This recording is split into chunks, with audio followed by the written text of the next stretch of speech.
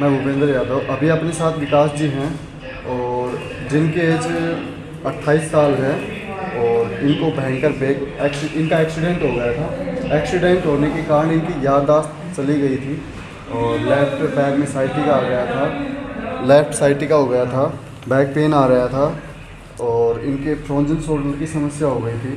धीरे धीरे धीरे इनका चलना फिरना बिल्कुल दूभर हो गया था।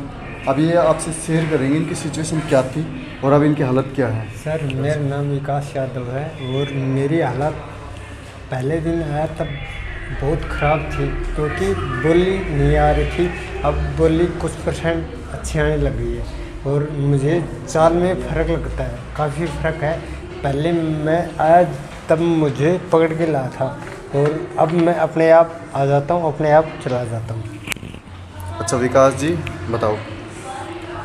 सर, आपके पास आने के बाद में मैं मोटरसाइकिल चलाने लग गया। अच्छा, बाइक पहले नहीं हाँ, चलाते थे, नहीं बाइक चलाता चलाने था। याददाश्त थी आपकी हाँ। वापस हुई है। हाँ। तो इनकी हालत ये समझो कि बद से बेहतर हो गई थी। इस एज में अगर आदमी की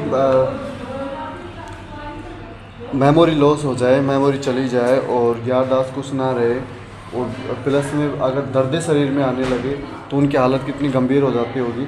तो अगर ऐसा कोई पेशेंट होगा आप हमें संपर्क कर सकता है Krishna Devi health care centre, high road. Thank you.